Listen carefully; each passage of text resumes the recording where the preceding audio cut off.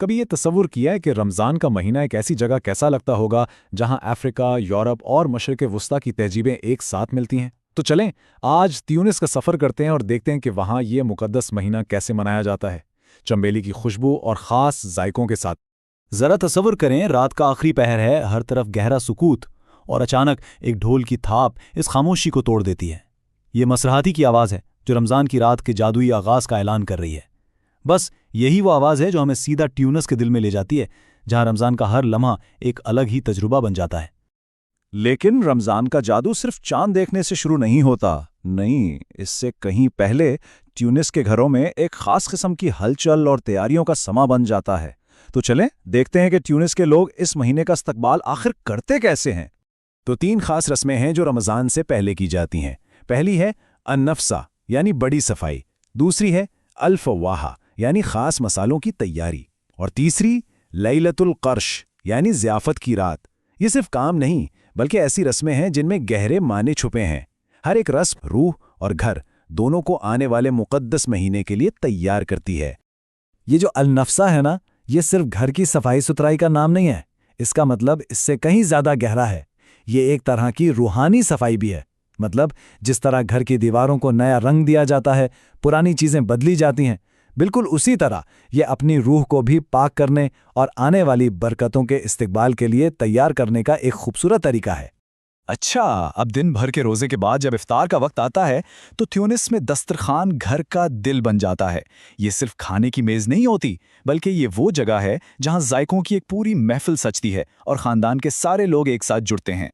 تیونس کے افطار دسترخوان کی تو شان ہی الگ ہے۔ روایتی شروعات کھجور اور دودھ سے ہوتی ہے، پھر آتی ہے شوربہ فرک جسے میز کی سلطانہ بھی کہتے ہیں، لیکن افطار کا اصل سٹار تو ہے بریک۔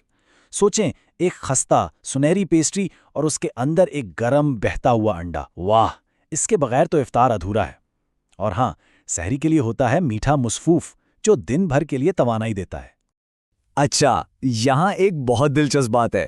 جیسے ہی ہم تاجین کا نام سنتے ہیں فوراً ذہن میں مراکش کا وہ مٹی کی ہانڈی میں پکنے والا سالن آتا ہے نا، لیکن ٹیونیسی تاجین بالکل الگ چیز ہے۔ یہ دراصل ایک قسم کا نمکین کیک ہے جو انڈوں، پنیر، گوشت اور سبزیوں سے بنتا ہے اور اسے اوون میں بیک کیا جاتا ہے۔ تو دونوں میں بہت فرق ہے۔ جیسے ہی سورج ڈوبتا ہے تیونس کی راتیں ایک نئی زندگی سے جاگ اٹھتی ہیں۔ یہ راتیں بڑی کمال کی ہوتی ہیں، ان میں گہری روحانیت بھی ہے اور زندگی سے بھرپور جشن بھی۔ تو آخر ایسا کیا خاص ہے ان راتوں میں؟ چلیں دیکھتے ہیں۔ یہی تو تیونس کے رمضان کی خوبصورتی ہے۔ ایک ہی رات کے 2 الگ الگ رنگ ہیں۔ ایک طرف جامع الزیتونہ جیسی تاریخی مساجد میں تراویح کا پرسکون روحانی ماحول ہے، اور دوسری طرف شہر کے پرانے حصوں میں کیفے اور گلیوں میں دوستوں اور گھر والوں کے ساتھ پرجوش محفلیں جنہیں سحریہ کہتے ہیں۔ تو رات کے وقت پرانے شہر کی فضا کیسی ہوتی ہے؟ ذرا محسوس کرنے کی کوشش کریں۔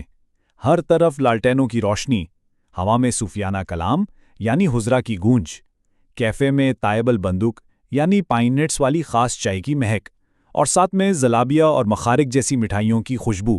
یہ ایک ایسا ماحول ہے جو آپ کے ہر حس کو جگا دیتا ہے۔ رمضان صرف عبادات اور کھانوں کا مہینہ نہیں ہے، یہ وہ وقت بھی ہے جب ٹیونس کے لوگ فخر سے اپنی ثقافت اور اپنی پہچان کو سامنے لاتے ہیں، اور اس کا سب سے خوبصورت اظہار ان کے روایتی لباس میں نظر آتا ہے۔ مردوں کو دیکھیں تو وہ الجبہ پہنتے ہیں، ہاتھ کی کڑھائی والا ایک خوبصورت کرتا جس کے ساتھ ہوتی ہے لال شاشیہ ٹوپی اور چمڑے کے بلغا جوتے، اور خواتین باہر جاتے ہوئے القفتان یا سفید ریشمی سفساری اوڑھتی ہیں۔ یہ صرف لباس نہیں، یہ ان کی تاریخ اور کاریگری کی جیتی جاگتی تصویر ہے۔ اب جیسے جیسے رمضان آگے بڑھتا ہے، روحانیت کا ماحول اور گہرا ہوتا جاتا ہے، اور پھر آتی ہے وہ رات جو اس پورے مہینے کا عروج ہے، 27ویں رات۔ یہ رات پورے تیونس میں ایک خاص تقدس اور بڑے جوش و خروش کے ساتھ منائی جاتی ہے۔